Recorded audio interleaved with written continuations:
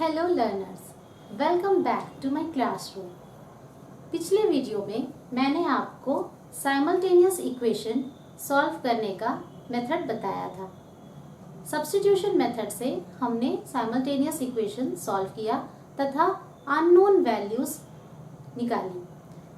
आज हम simultaneous equation solve करने का दूसरा मेथड करेंगे।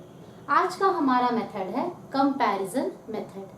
कंपैरिजन मेथड में जैसा हमने बात की थी कि जो दो अननोन क्वांटिटीज होती हैं, जैसे x और y, हमारा ये इक्वेशन आप देख सकते हैं। यहाँ पर हमारे पास x है और y, दैट मीन्स दो अननोन वेरिएबल्स हैं। हमें इनकी वैल्यूज निकालनी है। क्योंकि यहाँ कंपैरिजन मेथड है तो हम यहाँ पर जो हमारी टेक्निक होगी वो ये रहेगी कि हम अपने दोनों इक्वेशंस में से किसी भी एक अननोन का वैल्यू निकालेंगे। सपोज अगर हम x का वैल्यू निकालते हैं फर्स्ट इक्वेशन से, तो सेकंड से भी हम x की ही वैल्यू निकालेंगे इन टर्म्स ऑफ y। और यदि हम y की वैल्यू निकाल रहे हैं in terms of y first equation से, तो सेकंड इक्वेशन से भी हमको y की value in terms of x निकालनी होगी। तो इस तरह करने के बाद ही हम वैल्यूज निकालेंगे और x और y का मान निकाल पाएंगे। तो चलिए हम स्टार्ट करते हैं जिससे कि चीजें और ज्यादा क्लियर हो जाए। So let us start now. See, हमारे पास फर्स्ट इक्वेशन है 3x minus 4y is equals to minus 22 और उसी तरह से दूसरा इक्वेशन है 4x minus 3y is equals to minus 13। First equation से हम x की वैल्यू निकालेंगे। तो पहला इक्वेशन है 3x minus 4y is equals to minus 22। अब क्योंकि मुझे x की वैल्यू निकालनी है, इसलिए मैं 3x को अपने LHS में रखूंगी और 4 माइनस 4y को हमें RHS में, that means right hand side में लेकर जाना है। मैंने आपको पिछले वीडियो में बताया था कि जब कोई वैल्यू एक साइड से दूसरे साइड में या LHS से RHS या RHS टू LHS जाती है तो वो अपना साइन चेंज कर लेती है। If it is minus it turns into plus, if it is plus it turns into minus. अगर मल्टीप्लाई है तो डिवाइड होगी और डिवाइड है तो मल्टीप्लाई होगी। तो इसीलिए यहाँ पर देखिए 4y जो है वो माइनस है, इसलिए जैसे ही हम उसे RHS में लेके आएंगे वो प्लस 4y बन जाएगा और माइनस 22 तो एज इट इज माइनस 22 ही रहेगा because it has not changed its side. तो 3x minus 4y is equals to minus 22 में अब हमने क्या बना लिया, 3x is equals to 4y minus 22। Now because मुझे x की वैल्यू निकालनी है तो मुझे 3 को भी यहाँ से हटाकर दूसरे साइड में लाना पड़ेगा और क्योंकि ये यहाँ मल्टीप्लाइड है इसलिए दूसरे साइड में आके डिवाइड हो जाएगा। सो नाउ यू सी, मुझे x की वैल्यू मिल गई है इन टर्म्स ऑफ y। तो ये मेरा बन जाएगा थर्ड इक्वेशन। सिमिलरली अब मैं दूसरा इक्वेशन ले रही हूँ, इक्वेशन नंबर 2।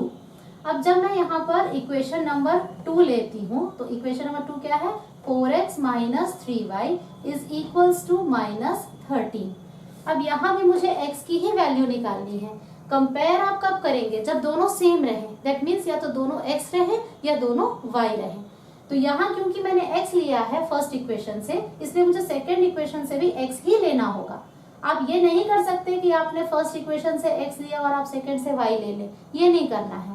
पहले से x लिया है तो सेकेंड से भी x लीजिए और अगर पहले से y लिया है तो फिर सेकेंड से भी y आपको लेना होगा। तो यहाँ पर भी हम सेम चीज करेंगे, हम 4x को इधर रखेंगे और ये जो 3y है माइनस साइन के साथ वो दूसरे साइड में चला जाएगा विथ प्लस साइन और बन जाएगा प्लस 3y माइनस 13। अगेन 4 जो है वो x के साथ यहाँ मल्टीप्लाइड है तो हम उसे उठा के दूसरे साइड में ले जाएंगे और वो बन जाएगा 3y माइनस 13 डिवाइडेड बाई 4। तो इस तरह से हमें मिल गया हमारा fourth equation. Now you see, हमें यहाँ पर भी x की वैल्यू मिल गई है इन टर्म्स ऑफ y और यहाँ भी हमें x की वैल्यू मिल गई है इन टर्म्स ऑफ y। अब अगर कोई भी चीज x यहाँ 4y माइनस 22/3 के भी बराबर है और यहाँ x 3y माइनस 13/4 के भी बराबर है, तो अगर वही x इसके भी बराबर है और वही x इसके भी बराबर है, सो इट मीन्स व्हाट, इसका मतलब ये हो रहा है कि ये दोनों वैल्यूज भी बराबर हैं। ये जो वैल्यूज देखिए जिन्हें मैं सर्कल कर रही हूँ, आप इन्हें देख लीजिए, तो ये दो वैल्यूज भी आपकी x दोनों आपस में बराबर हैं। If x is equals to this and x is also equals to this, so they are also equal. ये तो है, लॉजिक की बात है। तो अब हम क्या करेंगे, इन दोनों को कंपेयर करेंगे, नाम ही है comparison method. So now will compare equation 3 and equation 4। तो हमें अब क्या करना है, we will now comparing equation 3 and 4। अब हमें इक्वेशन 3 और 4 को कंपेयर करना है। तो अब हम क्या करें, दोनों इन वैल्यूज को यहाँ पर लिख लें। So now see I am writing 4y minus 22 upon 3 is equals to 3y minus 13 upon 4। मैंने क्या लिखा है, मैंने ये इक्वेशन 3 को और इक्वेशन 4 में जो x की वैल्यूज निकली थी इन टर्म्स ऑफ y, उन्हें मैंने यहाँ पर लिख लिया है। अब मैं क्या करूँगी, देखिए ये जो 3 यहाँ पर डिवाइड है उसे मैं ऊपर भेज दूँ, वहाँ मल्टीप्लाई हो जाएगा, और ये जो 4 यहाँ पर है ये यहाँ आकर मल्टीप्लाई हो जाएगा। तो दैट मीन्स ये क्रॉस मल्टीप्लिकेशन हमें करना है। क्रॉस मल्टीप्लिकेशन मतलब इसका डिनोमिनेटर इसके न्यूमरेटर के साथ मल्टीप्लाई होगा और यहाँ का जो डिनोमिनेटर है वो इस न्यूमरेटर के साथ मल्टीप्लाई होगा। तो हम डायरेक्ट मल्टीप्लाई कर लेते हैं। देखिए 4 4 ज़ा 16y माइनस 4 इंटू 22 हो गया 88। उसी तरह से इधर आते हैं 3 3 ज़ा 9y और 13 इंटू 3 हो जाएगा हमारा 39। ठीक है, अब क्या करना है, देखिए अब आपको y को एक साथ कर लेना है और जिसमें y नहीं है, एब्सोल्यूट वैल्यूज हैं, उन्हें एक तरफ कर लेना है।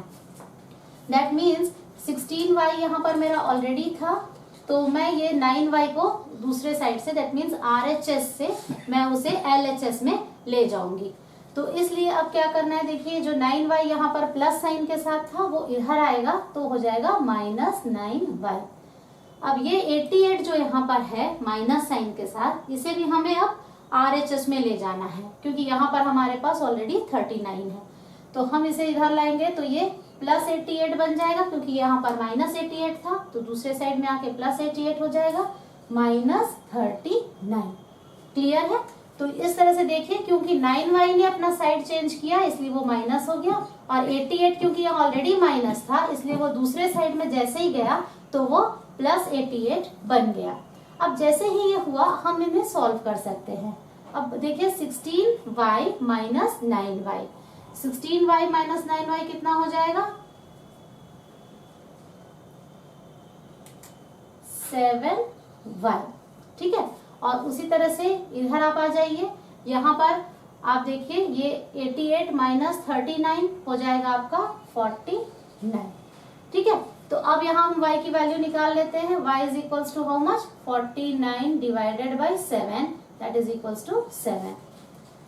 ये 7 जो था y के साथ यहाँ मल्टीप्लाई था ना, तो दूसरे साइड में आया तो वो डिवाइड हो गया, और इसलिए हमने 49 को 7 से डिवाइड किया तो वैल्यू आ गई हमारी 7। तो देखिए y की वैल्यू हमें मिल गई बड़ी आसानी से, हमने कंपेयर किया जैसे ही x की दोनों वैल्यूज को, तो हमें y की वैल्यू मिल गई। अब जैसे ही आपको y की वैल्यू मिल गई, आप y इज इक्वल्स टू 7 को किसी भी एक इक्वेशन में पुट करिए, आपकी x की वैल्यू आ जाएगी। आप उसको 1 में करिए, 2 में करिए, 3 में करिए, 4 में करिए, कहीं भी कर लीजिए। तो मैं इसे इक्वेशन 4 में कर लेती हूँ। तो जैसे ही हम इसे इक्वेशन 4 में करेंगे तो x is equals to 3y minus 13 upon 4, ये हमारा फोर्थ इक्वेशन है। तो इस फोर्थ इक्वेशन में अब देखिए 3 के साथ y मल्टीप्लाइड है, तो मैं क्या करूं, क्योंकि y की वैल्यू 7 है तो हम 3 इंटू 7 लिख सकते हैं, माइनस 13 अपॉन 4। ठीक है, 3 और y मल्टीप्लाई थे और y 7 है, यहाँ हमें मिल गया है। तो क्योंकि y 7 है इसलिए अब हमको 3 को 7 से मल्टीप्लाई कर लेना है। तो ये बन जाएगा कितना, 21, और वहां पर ऑलरेडी हमारे पास माइनस 13 है डिवाइडेड बाय 4। तो ये देखिए अब आ गया है क्या, 21 माइनस 13 डिवाइडेड बाय 4। अब आप 21 माइनस 13 करिए, आंसर आएगा आपका 8। तो 8 डिवाइडेड बाय 4 करेंगे, आंसर आएगा हमारा 2।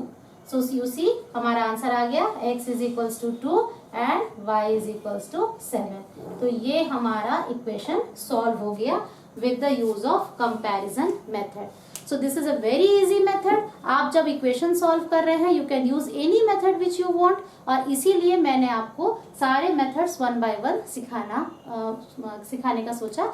और इसलिए देखिए हम यहाँ पर क्या करेंगे, पहले हमने कंपैरिजन मेथड यहाँ पर यूज किया है। जिस तरह से आप आराम से x और y की वैल्यू निकाल सकते हैं with the use of x value and x value in the another equation.